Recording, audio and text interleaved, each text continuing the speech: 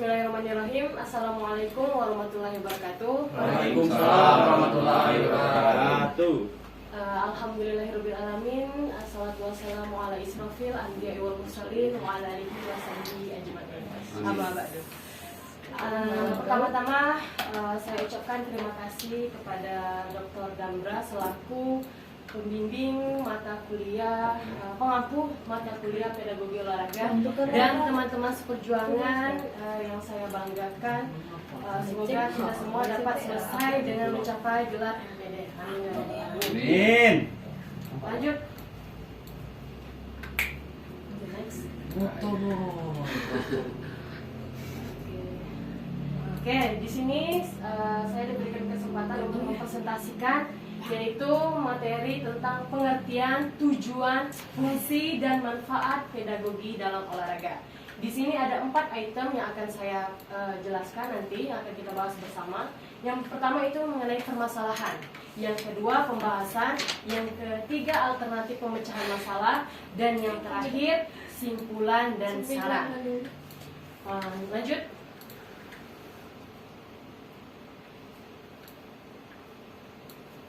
Oke, kita ke bagian permasalahan dulu. Yang pertama yaitu tenaga pendidik belum memahami mengenai tentang pengertian, tujuan, fungsi, dan manfaat pedagogi dalam olahraga. Yang kedua, lanjut. Kurangnya pemahaman seorang guru mengenai fenomena pendidikan atau situasi pendidikan secara sistematis, menghindari terjadinya kesalahan-kesalahan yang seharusnya tidak dilaksanakan oleh pendidik. Kesalahan ini bisa berbentuk kesalahan konsep, ya, kesalahan konsep atau kesalahan yang bersumber dari kepribadian pendidik tersebut. Ya. Lanjut ketiga permasalahannya, yaitu kurangnya pemahaman seorang pendidik mengenai aspek-aspek terkandung dalam pendidikan keolahragaan. Ya. Oke, lanjut lagi. Pembahasan, kita masuk ke pembahasan. Yang pertama yaitu pengertian pedagogi olahraga. Menurut Hajar dan Nardono, pedagogi olahraga merupakan sebuah disiplin, ya, ilmu keolahragaan yang bertujuan untuk memberikan suatu pengajaran ke peserta didik agar peserta didik itu bisa memahami apa yang disampaikan oleh gurunya, ya. Menurut Rifki Festiawan, pedagogi olahraga merupakan penerapan pedagogi olahraga dalam bidang ilmu olahragaan yang merupakan salah satu penting yang harus dimiliki seorang guru, ya, seorang guru supaya tujuan pembelajaran tersebut bisa tercapai. Lanjut. Jadi dapat saya simpulkan, menurut para ahli Hajar dan Nardono dan Rifki Festiawan, di sini dapat saya simpulkan. Next. Pedagogi olahraga adalah penerapan pedagogi dalam bidang ilmu keolahragaan atau bidang ilmu yang membahas tentang pembelajaran gerak, ya, gerak manusia yang menjadi landasan untuk pengajaran yang efektif dalam kurikulum pendidikan jasmani olahraga dan kesehatan di sekolah. Next, Pak.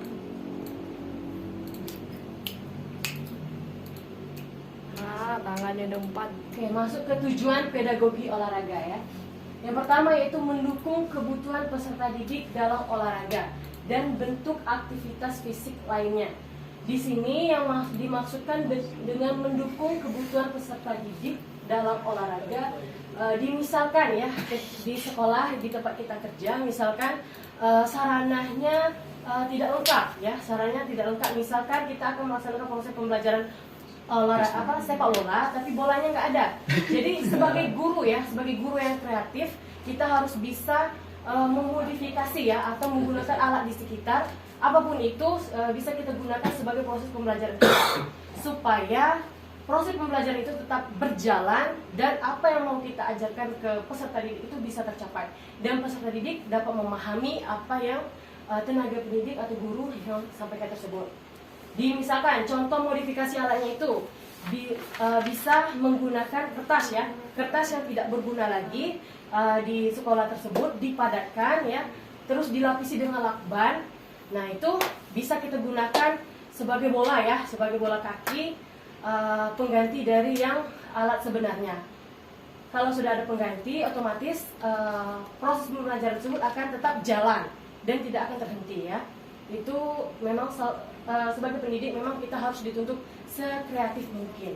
Oke. Lanjut. Supaya anak di kemudian hari mampu memahami dan menjalani kehidupan dan kelak dapat menghidupkan diri mereka sendiri, dapat hidup secara bermakna dan dapat turut memuliakan kehidupan. Ya, yang dimaksud dengan yang sudah saya paparkan di sini, bahwasanya ketika kita sudah mengajarkan ke peserta didik apa yang kita ajarkan ke mereka, maka tujuannya supaya mereka itu bisa menerapkan di kemudian hari. Ya, misalkan dia sudah memahami tentang dribbling, misalkan dribbling dalam permainan bola basket, nah dia nanti bisa mengajarkan ke temannya lagi.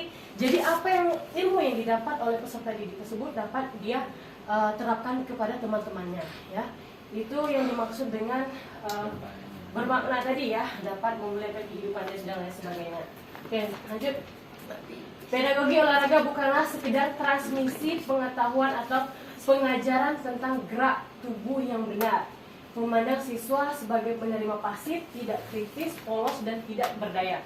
Maksudnya ini bahwasanya pedagogi olahraga ini ya tadi tidak memandang siswa itu tidak kritis ya. Kita bagaimana kita sebagai seorang pendidik ini harus bisa mengubah siswa kita itu aktif dalam proses pembelajaran.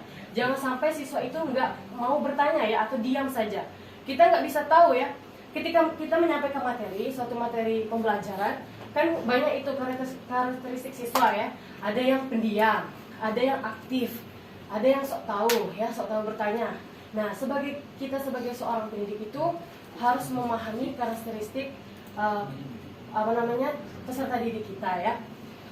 Yang tadi ya tidak kritis. Nah, di sini harus kita sebagai seorang guru yang pedagogis tentunya harus bisa mengubah anak didik kita itu supaya kritis ya, kritis dalam berpikir.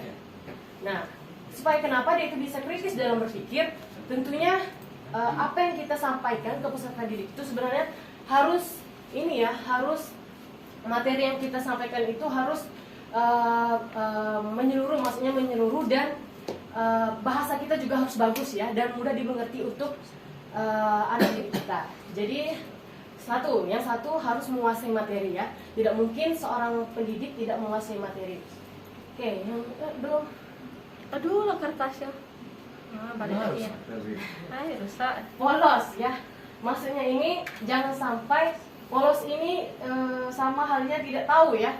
Tidak tahu sama sekali ya. Bagaimana kita mengajar itu yang anak didiknya tadi polos menjadi tidak polos lagi setelah kita ajarkan materi kita praktekkan dan kita berikan contoh, dia melaksanakan. Kalau misalkan ada pendidik yang nggak bisa, kita ajarkan sampai dia bisa ya, sampai dia memahami materi yang kita pelajari, yang kita ajarkan maksudnya. Dan tidak berdaya ya, maksudnya ini tidak berdaya, ya dia acuh tak acuh, nggak mau paham ya, tidak mau paham dengan apa yang disampaikan gurunya. Ya, nah jadi inilah kita sebagai seorang pendidik atau pelatih bahwasanya memang harus ini ya betul-betul menguasai materi apa yang akan kita sampaikan ya. Oke, next.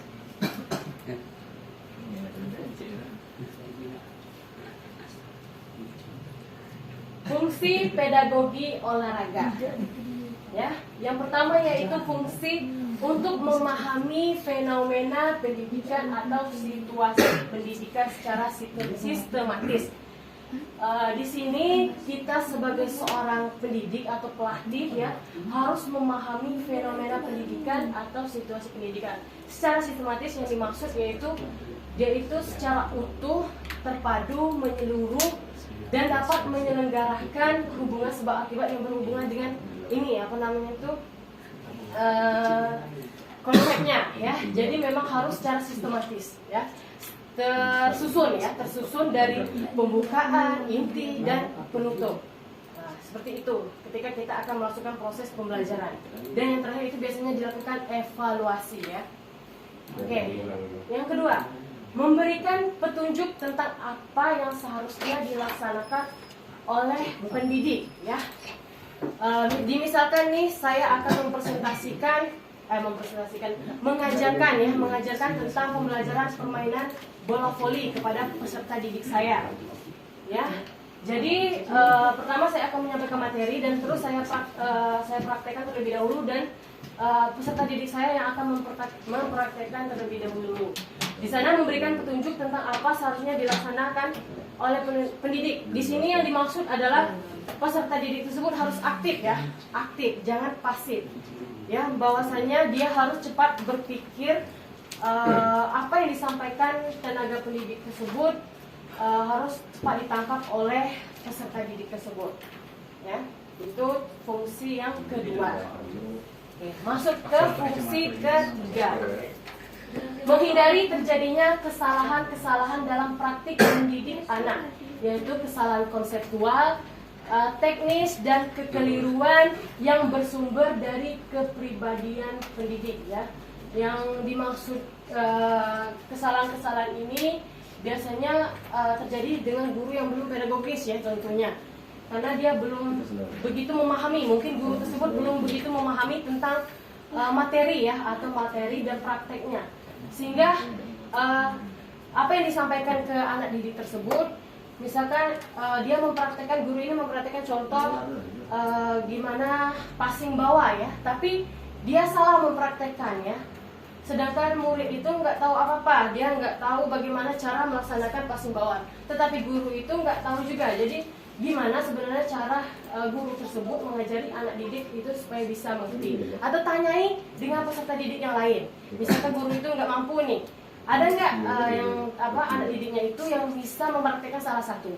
Kalau seandainya bisa, suruh salah satunya. Walaupun guru tersebut tidak bisa seandainya. Memang sebenarnya sebagai tenaga pendidik khususnya mata pelajaran PJOK ini di bidang proses pembelajaran itu memang guru itu memang harus dituntut menguasai seluruh cabang olahraga tersebut. Agar apa yang dijelaskan dan disampaikan ke siswa ya atau peserta didik itu dapat diserap ya, dapat dipahami dengan peserta didik dengan mudah ya.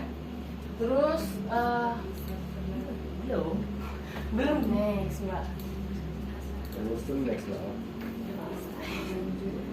Teknis ya, masih sama ya, teknis dan kekeliruan bersumber dari kepribadian pendidik.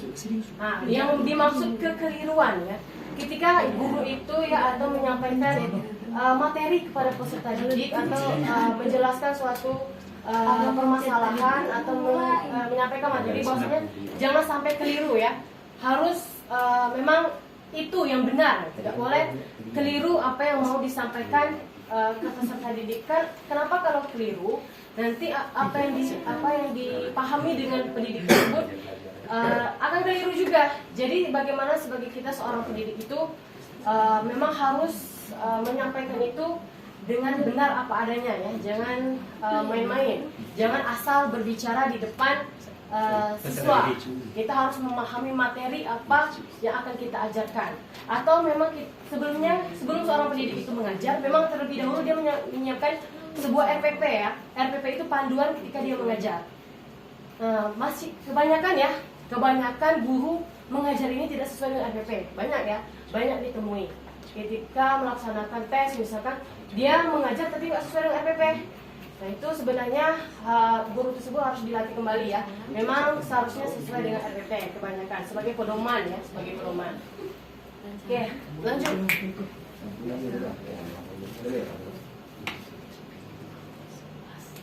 Meramalkan, ini manfaat pedagogi olahraga ya. Kita sudah masuk ke manfaatnya. Tadi tujuan, fungsi, dan ini manfaat pedagogi olahraga. Yang pertama, meramalkan probabilitas atau kemungkinan yang bisa terjadi dalam olahraga sehingga atlet memiliki kesiapan untuk menghadapi tersebut. Tadi saya bahas tentang peserta didik ya. Di sini saya bahas tentang atletnya ya, atlet. Misalkan kemungkinan yang bisa terjadi dalam olahraga sehingga atlet memiliki kesiapan untuk menghadapi tersebut ya. Jadi manfaat pedagogi ini ketika kita ya di sini kita sebagai atlet nih, sebagai atlet sebagai pelatih lah, sebagai pelatih akan mengajar atlet ya, atau melatih. Nah, melatih, maka apa yang harus langkah utama yang kita lakukan yaitu kita merancang suatu program latihan ya, suatu program latihan yang baik, secara sistematis ya, terpadu ya, terkonsep lah, supaya peserta didik itu dapat menghadapi lomba ya, atau lomba yang akan dia laksanakan di kemudian hari, dan tujuannya supaya kenapa? Supaya apa? Supaya atlet tersebut bisa berprestasi lah di bidang tersebut ya, berprestasi di bidang tersebut. Oke, lanjut yang itu menjelaskan dan memahami gejala-gejala psikologik seperti tingkah laku dan pengalaman yang terjadi dalam aktivitas olahraga. Kita misalkan kita sebagai pelatih melatih contoh di klub voli lah, bola voli ya, tim bola voli itu biasanya terdiri dari 12 tim ya. Ada 12 tim yang dilombakan, satu tim ya, 6 orang, terdiri 6 orang. Di sini kan biasanya terjadi menjelaskan memahami gejala-gejala psikologik. Gejala-gejala psikologik ini yang dimaksud ini ya, maksudnya itu di dalam suatu, misalkan sudah tanding misalkan ya, ada yang mau terlihat paling bagus, itu gejala psikologi lah, mau terlihat paling keren di depan umum ya. Itu sifat-sifat yang seperti itu harus dihilangkan ya, atau pengen menang sendiri, atau lagi tidak kompak ya, salah satu tidak kompak dalam tim itu harus kompak ya, agar pertandingan itu dapat dimenangkan ya. Satu ya, untuk supaya bisa memenangkan suatu pertandingan itu, yang pertama itu harus kompak ya. Jika tidak kompak, kecil harapannya untuk memenangkan suatu pertandingan, apalagi dalam bentuk tim ya. Kekompakan, keseriusan, kerjasama antar tim itu sangat dianjurkan ya, memang harus. Nah, yang di sini tadi gejala psikologi tidak kompak, ada yang egois satu. Nah, itu bagaimana kita sebagai seorang pendidik ya kita harus memahami dulu ya, masing-masing dari atlet kita tadi, gimana caranya supaya nggak ada yang mau yang mau bekerja sama. Nih adalah pastinya yang salah satu yang tidak mau bekerja sama ya. Nah, itu bagaimana caranya kita sebagai pelatih kita harus mendekati anak tersebut lah. Alternatifnya mendekati anak tersebut. Kenapa dia ini tidak mau bekerja sama ya dengan teman-temannya, atau memang mau menang sendiri, itu kenapa? Nah, di situ bisa kita pecahkan masalahnya ya. Mungkin ada konflik-konflik di luar dari latihannya ya. Yang selanjutnya ini, dan pengalaman terjadi dalamnya tadi ya, dalam aktivitas olahraga sudah saya jelaskan tadi. Next, mengontrol atau mengendalikan gejala-gejala perilaku yang bisa menjuruskan atlet ke dalam hal-hal yang mengganggu perkembangan ya.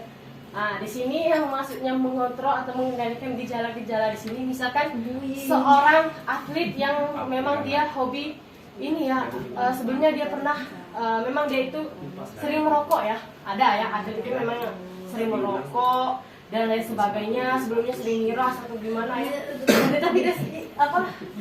Tapi dia atlet, tapi dia suka merokok. Nah, jadi gimana kita sebagai seorang pelatih harus memberhentikannya untuk merokok, karena kenapa? Itu sangat berdampak bagi kondisi fisiknya ya, sangat berdampak bagi kondisi fisiknya.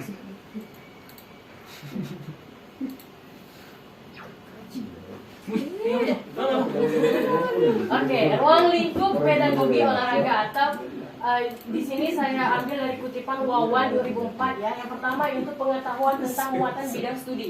Yang dimaksudkan muatan bidang studi ini ya, kalau di dalam proses pembelajaran itu berarti kalau kita ini harus memahami tentang pelajaran pendidikan jasmani, olahraga dan kesehatan.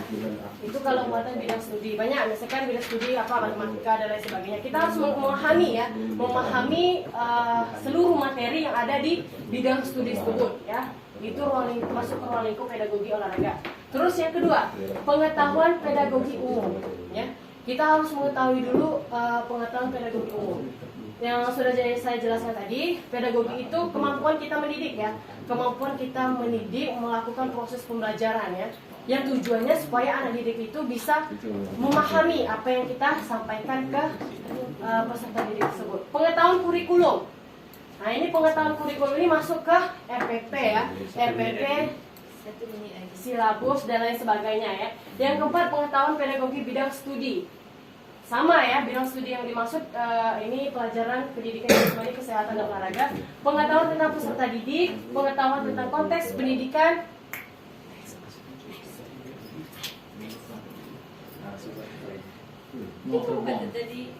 itu ruang lingkup ini yang tadi, yang ini lingkup batang tubuh pedagogi olahraga sama ya.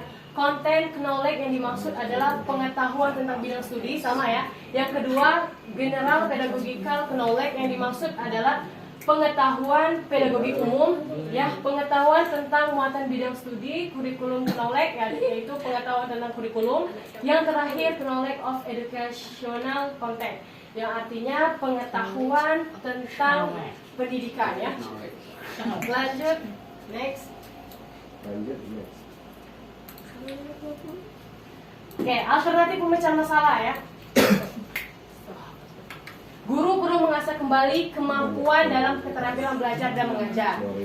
Yang selanjutnya, guru harus memiliki ilmu tentang bagaimana cara melihat karakteristik peserta didik dari berbagai aspek kehidupan, baik itu moral, emosional maupun intelektualnya. Melalui pedagogi, guru akan mendapatkan ilmu terkait mendidik, mengembangkan sikap mental anak sehingga anak akan sensitif terhadap masalah kemanusiaan dan harkat derajat manusianya ya. Lanjut. Itu alternatif pemecahan masalahnya. Oke. Dapat saya simpulkan dari penjelasan saya tadi bahwasanya tadi sudah saya katakan pedagogi olahraga adalah penerapan pedagogi dalam bidang ilmu keluargaan atau bidang ilmu yang membahas tentang pembelajaran gerak manusia yang menjadi landasan untuk pengajaran yang efektif dalam kurikulum pendidikan jasmani, olahraga dan kesehatan di sekolah. Habis. Baik, terima kasih. Sebelumnya itu pemaparan dari saya. Apabila ada kata-kata yang salah, saya mohon maaf dan kepada Allah saya mohon ampun. Saya akhiri. Wabillahi taufik walhidayah. Wassalamualaikum warahmatullahi wabarakatuh. Waalaikumsalam warahmatullahi wabarakatuh.